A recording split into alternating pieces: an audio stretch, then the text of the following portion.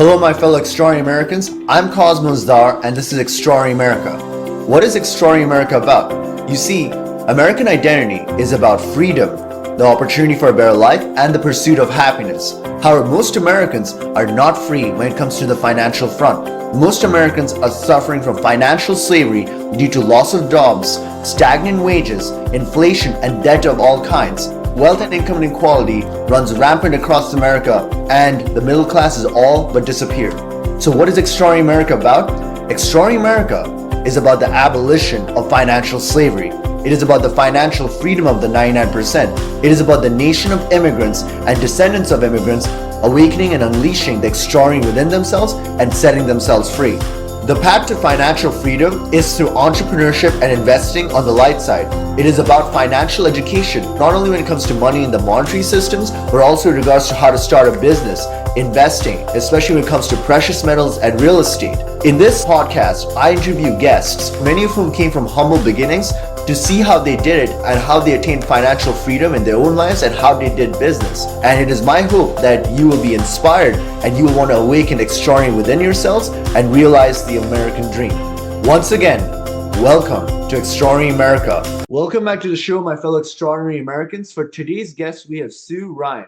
Sue is the founder of Sue Ryan Solutions, where as a speaker, coach, author, and educator, she guides people to become their greatest by leading themselves and others. She also guides business leaders to excellence and businesses to retain and leverage their valuable family caregiving employees so they can thrive together. For more than 30 years, her professional career was in enterprise application software sales. She worked with clients from entrepreneurs to Fortune 100 C-suite leaders in more than 700 organizations and a multitude of industries to successfully navigate significant change. Their organizations collectively recognized hundreds of millions of dollars in revenue gains and operational efficiency improvements.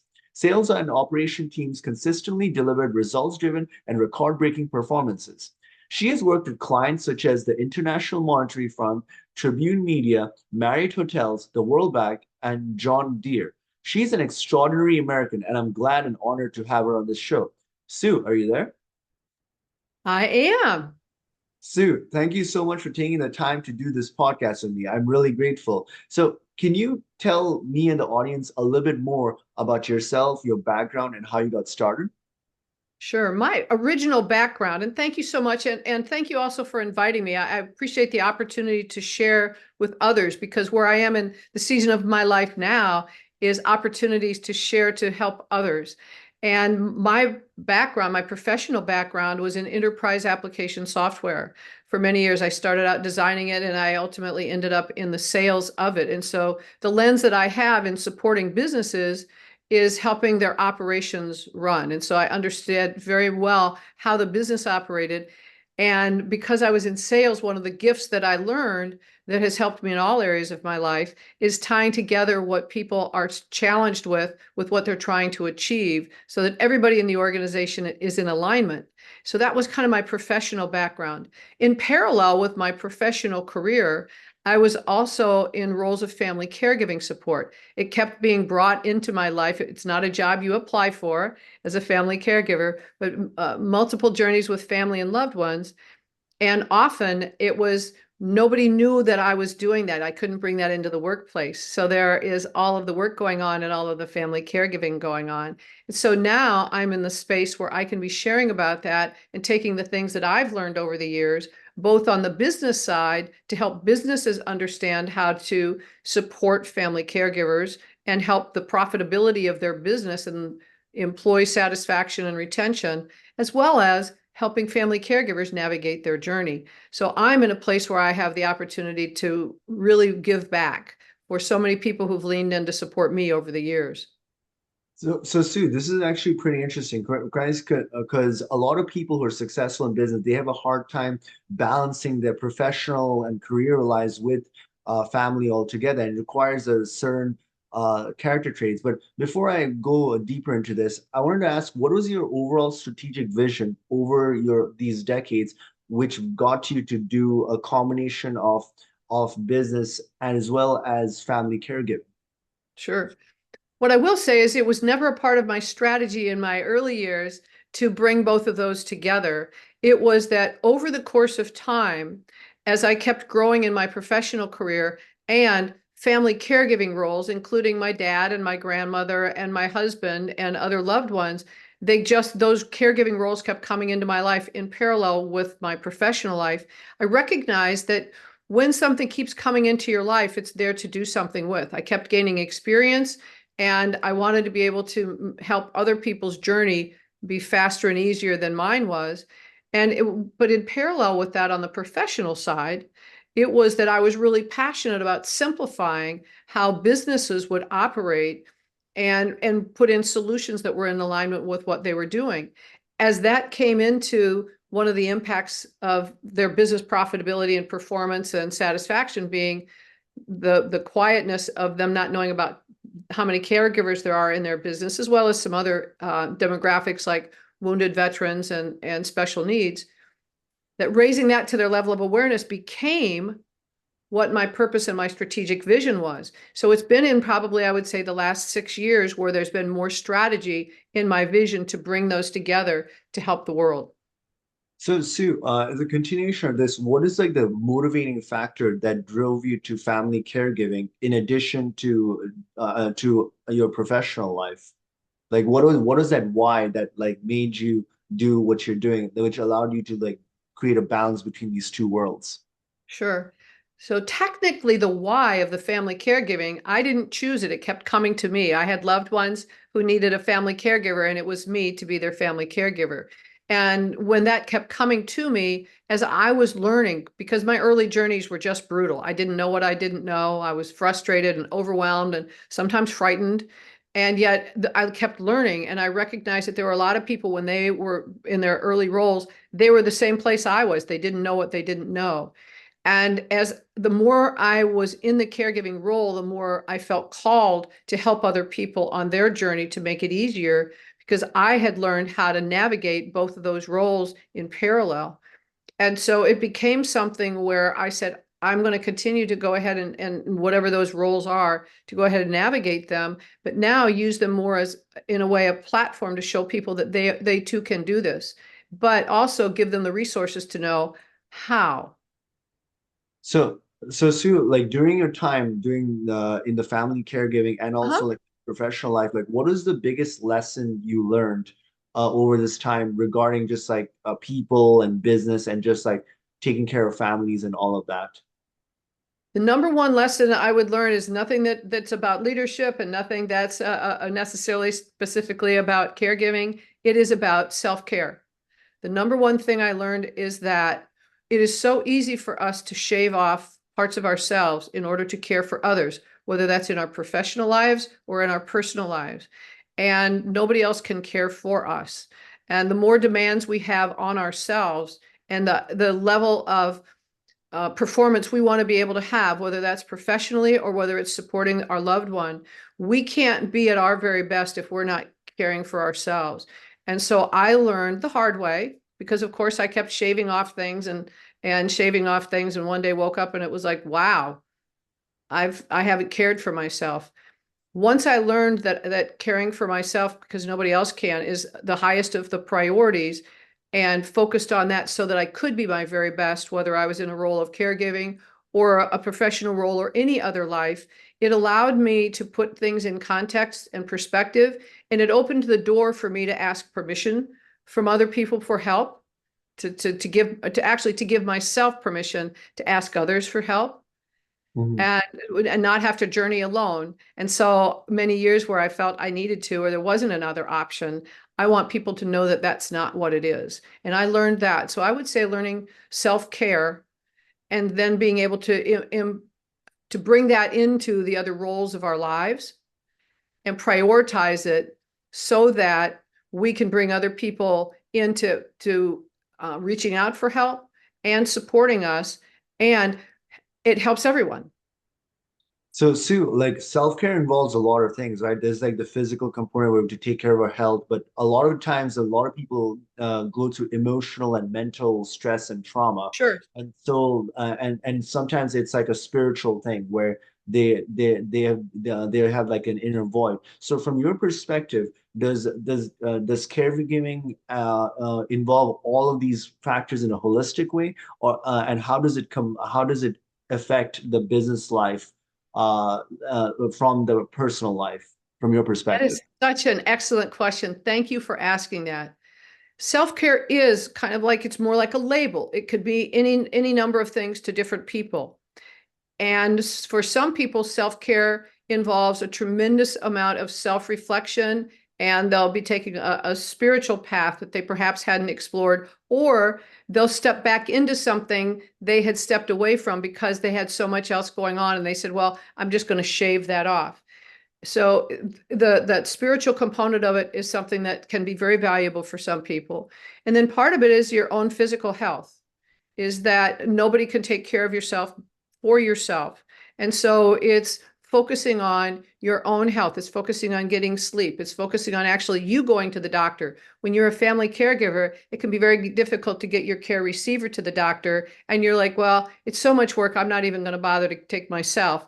Or I'd have to ask somebody else to watch them, and I don't want to bother someone else. So we don't care for ourselves. And so then how can you be your best as a leader when you're exhausted, or when you're not nourishing your body, or when your mental health is impacted because you're so stressed?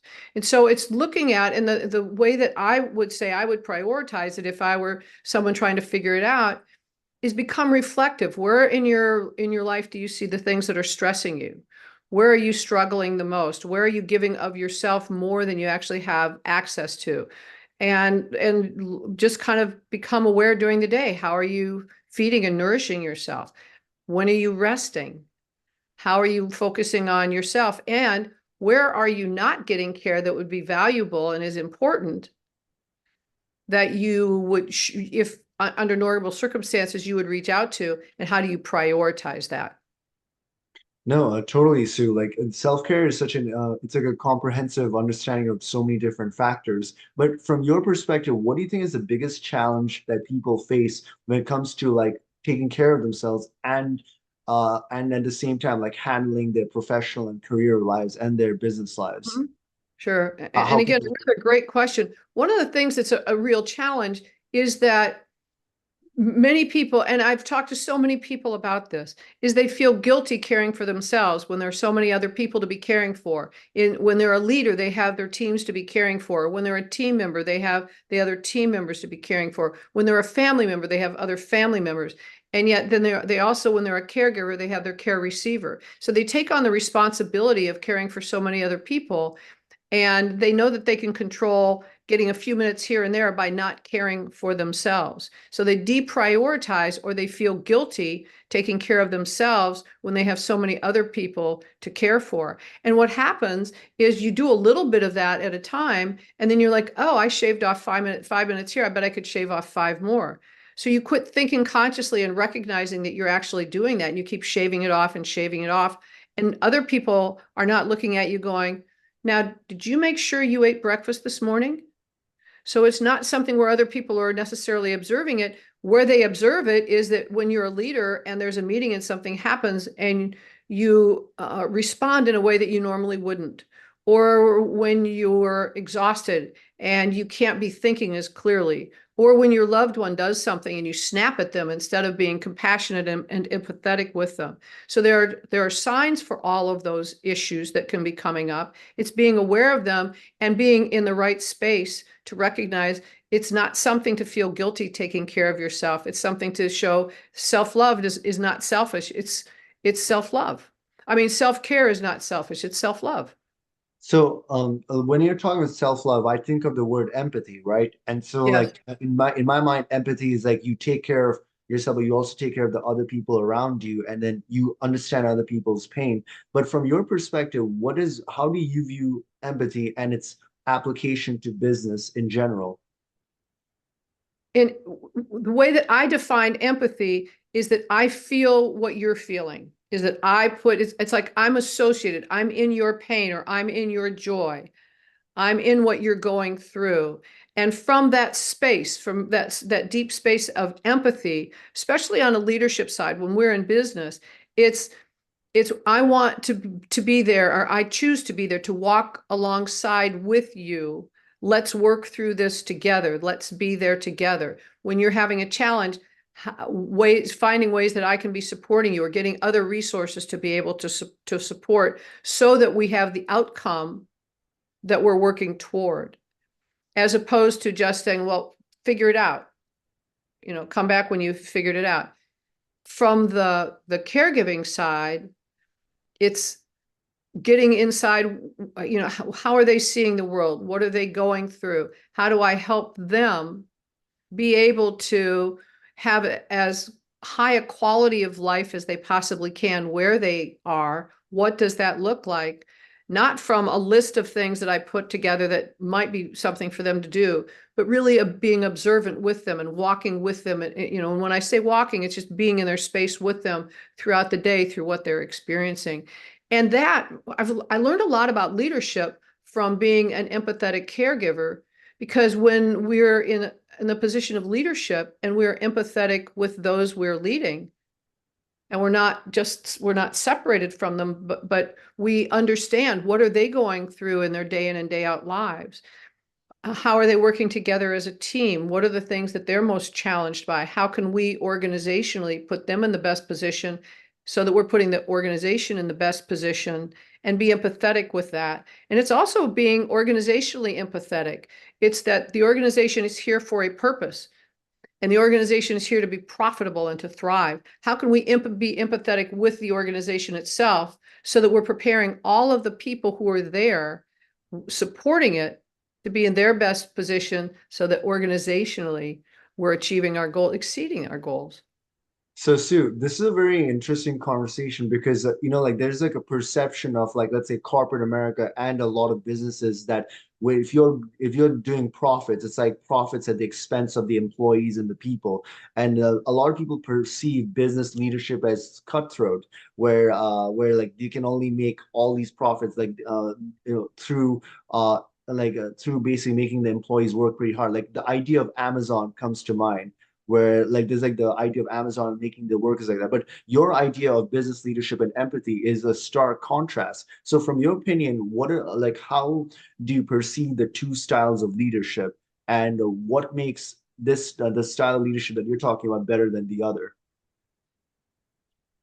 It's a really that's a really difficult question to give a short answer to, because so much of what an organization is based on the culture, and the culture comes from the leadership, and the leadership consistency, and what they're modeling and what they're practicing throughout the organization.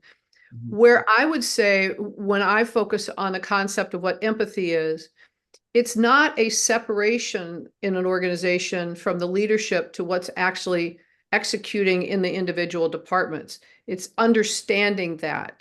It's making sure that whatever the leadership decisions are, and I respect the fact that there are challenges day in and day out that are huge challenges in any business. And on the surface, when somebody's looking at it, they may think, well, that was a terrible choice, or they're sacrificing people, or they're doing, there's so many things that we don't have the opportunity to know about that go on underneath. Some good, some bad. We don't know what those always are. And yet, if culturally an organization is supporting having the best environment they possibly can to help their team be able to thrive, then whatever the decisions are, the team will understand it more. And there have been organizations that have really set themselves up very well to, when they had to make a very hard choice, the team members understood it. The outside world doesn't always understand it. The team members understood it. And then you've got the extra layer when you have a publicly traded company, if you've got the shareholders, and they have a different lens into it. So there's a very challenging,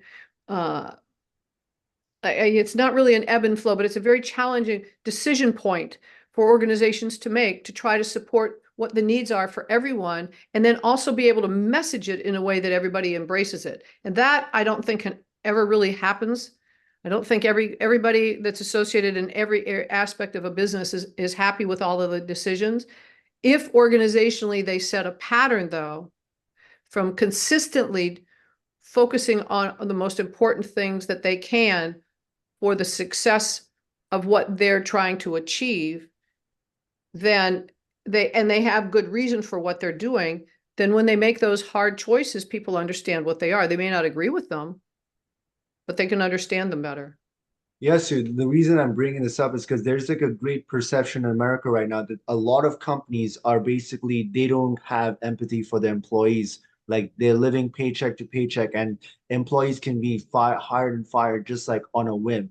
There used to be like a sense of security back in the day where like a person would be part of the company for like a number of years, and then they could retire and like they would be financially secure. But we live in a world that that's not the case. And that's Sure. why the need for empathy is even more. So that's one of the reasons why I think it's important. It is, and I agree with you. And when we look at what the shift was, back in the day when there were pensions and people would go to work, for example, my dad worked for the same company from the day he graduated from college until he retired. And there were a lot of people who did that.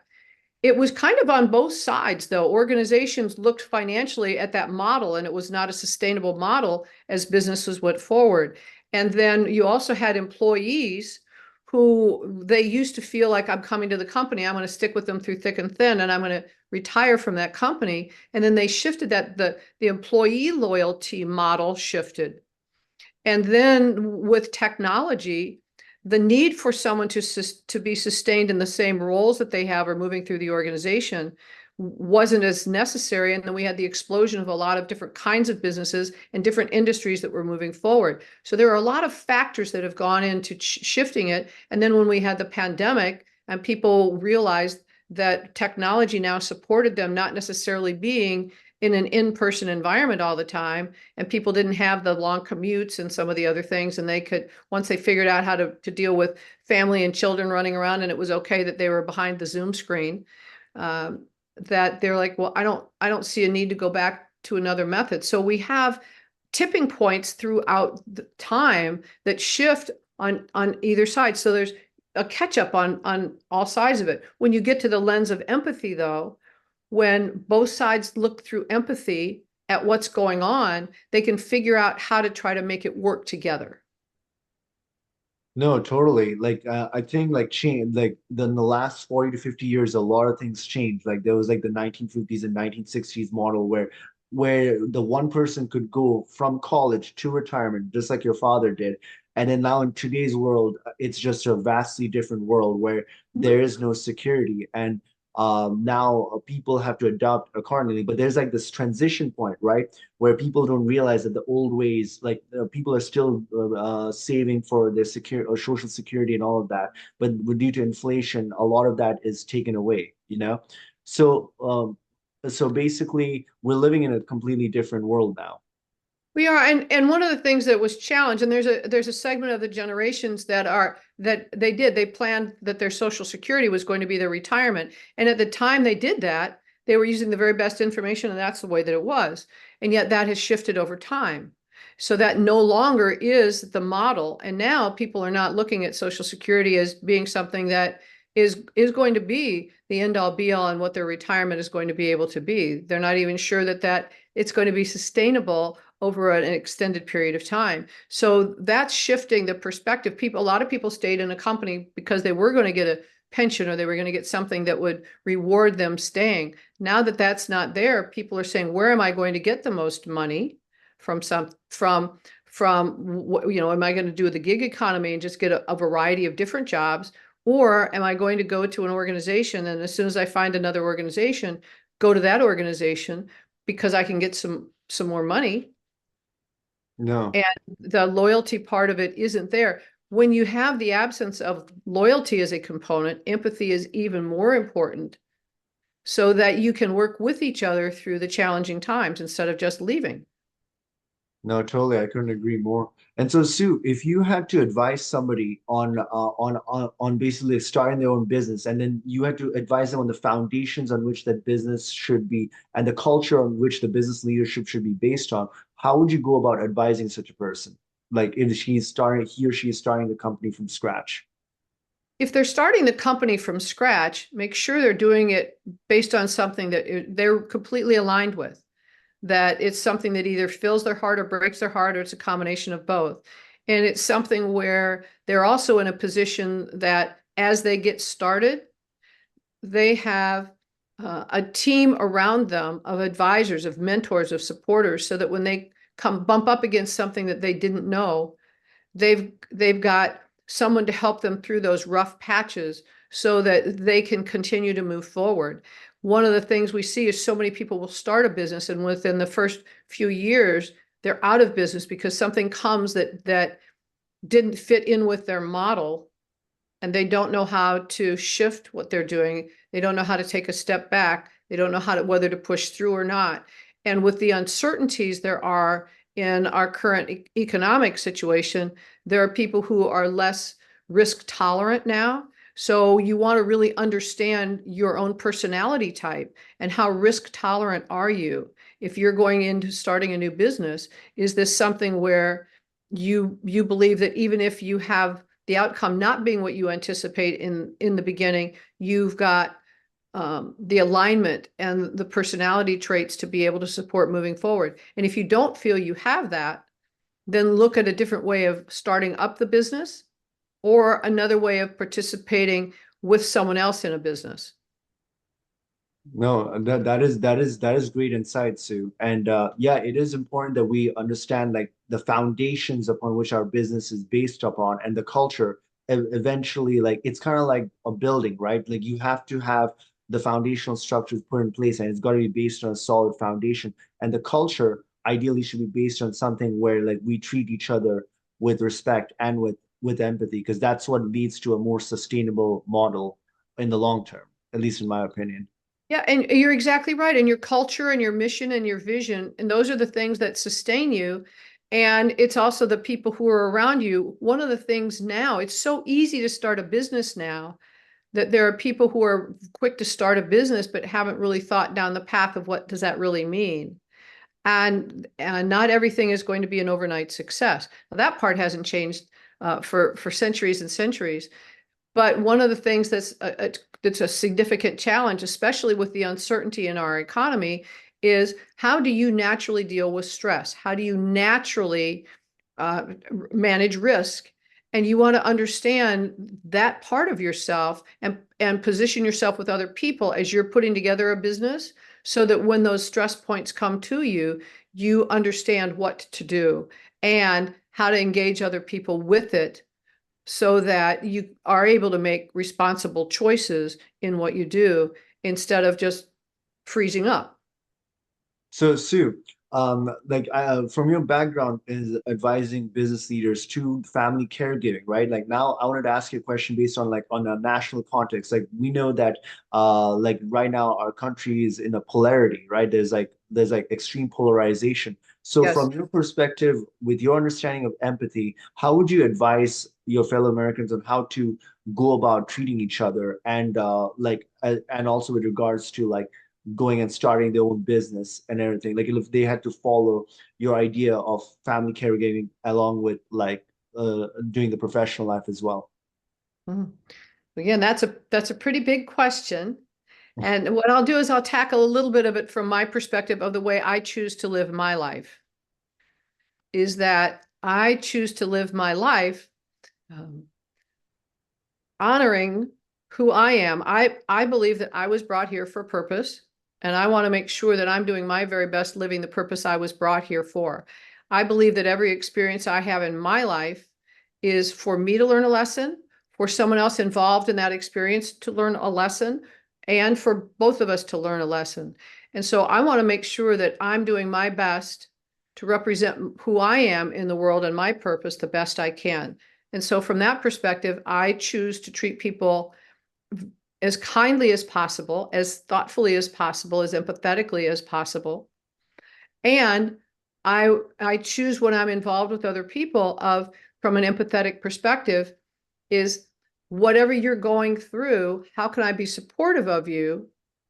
And yet there are times when it's the appropriate thing to maintain boundaries, but respecting other people and respecting what they're going through and understanding that their journey is taking them down the path that their life purpose is as well. And I feel like if I continue to watch my lane and do the very best I can and continue to model being kind and loving and empathetic and help others, that's all I can control. So, a big part of what we're going through now is we can't control anyone else. I mean, you put me in front of a good piece of chocolate, I can't even control myself. And so it's from my perspective is modeling my doing the very best I can to lead myself. So I'm in the best position to give other people the opportunity to make choices that will help them move in the right direction as well. So you couldn't have explained it in a better way. Like, yes, we cannot control other people, but we can definitely control ourselves. And through our way and our way of living, we can inspire others to do the same. And it just creates a ripple effect. And we have to do our part. And then if many people do their part, then it just changes the entire national discourse. And And you're right, it's a ripple. I mean, it truly is. I mean, it's such a perfect picture for that. So that if we do it and it keeps rippling out and others do it and it keeps rippling out, it keeps growing and growing and growing. no, for sure, Sue. And Sue, so if you had to advise like Americans on how to go about attaining the American dream, because the pursuit of happiness is so important as part of like the American identity. So from your perspective, with your background in family caregiving and balancing that with your professional career life, how would you go about advising Americans on how to attain the pursuit of happiness and attain their dream? Mm.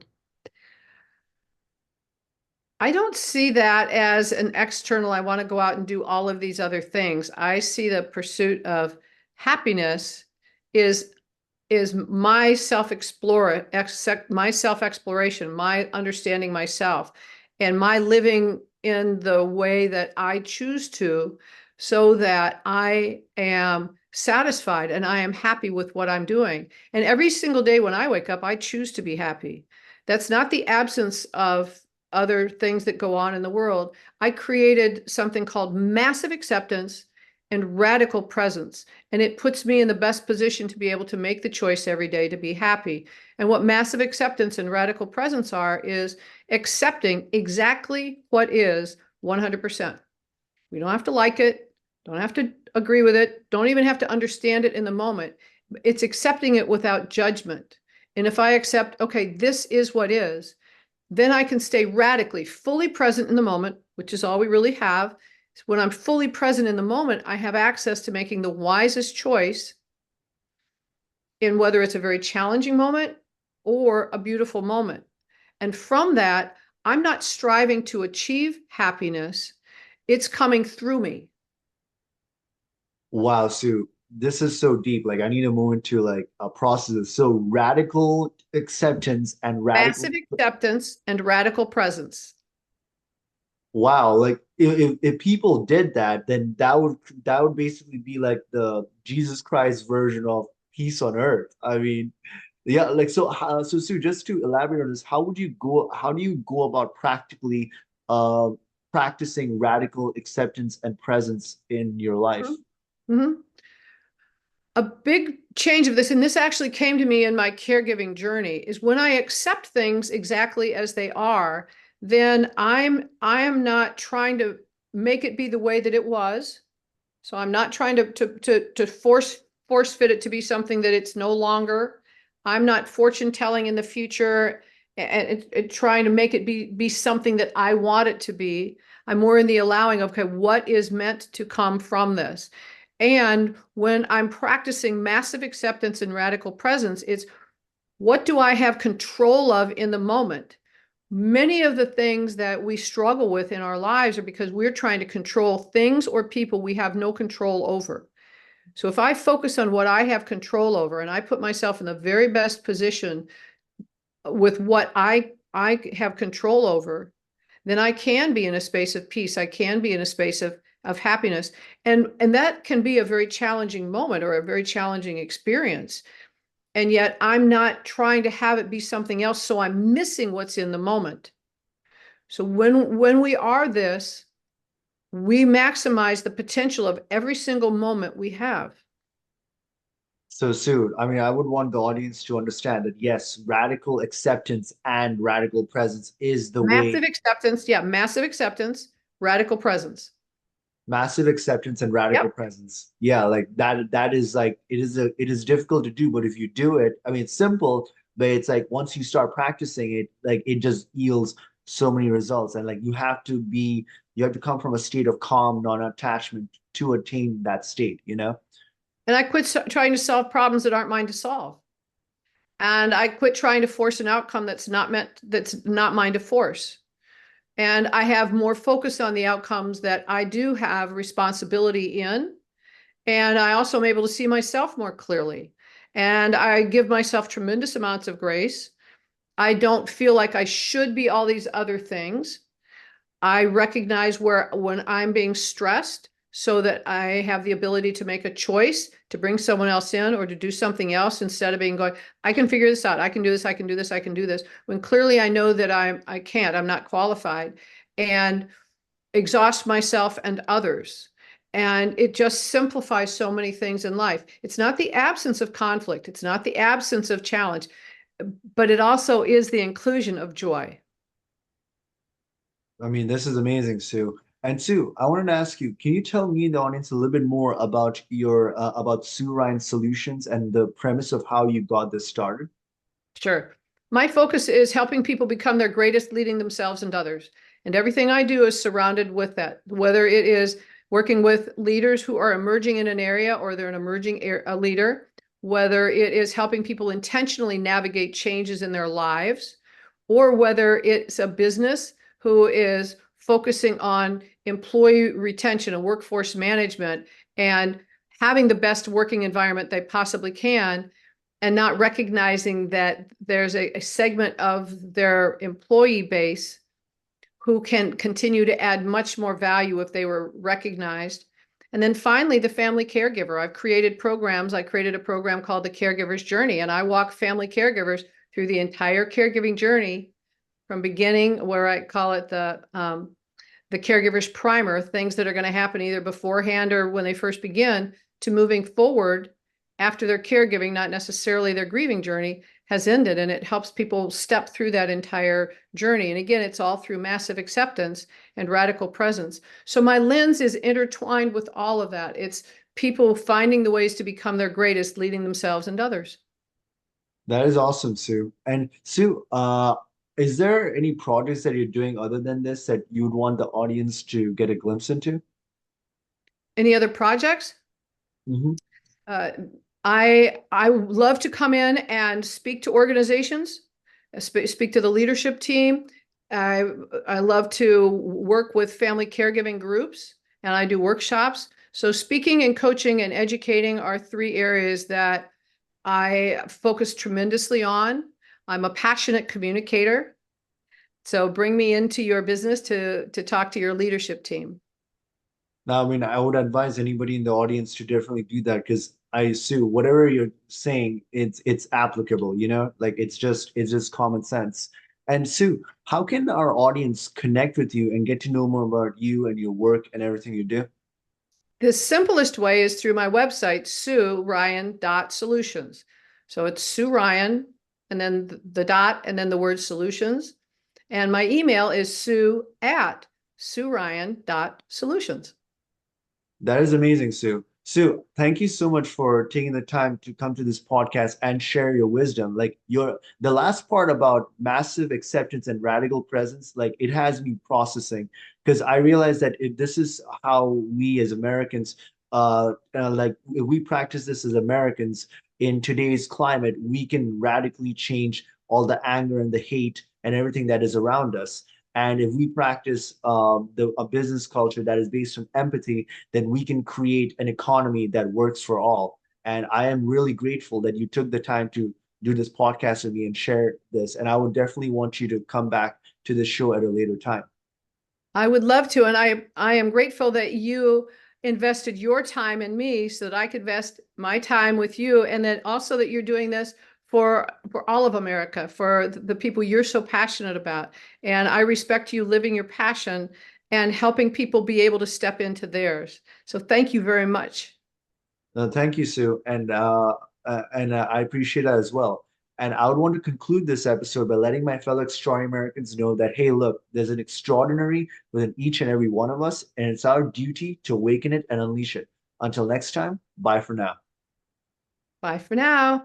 Hey everyone, thank you for watching Exploring America. If you like what you see, please do subscribe to our podcast and share it with others. Remember that the best investment that you can make in your lifetime is in your own financial education, for it is knowledge that truly sets us free. Also, remember that inflation is diluting your purchasing power, which in turn increases financial bondage. The practical thing to do is to protect the loss of your purchasing power and invest in precious metals or the right cryptocurrencies. Lastly, never forget that you are an extraordinary American. We'll see you in the next episode. Bye for now.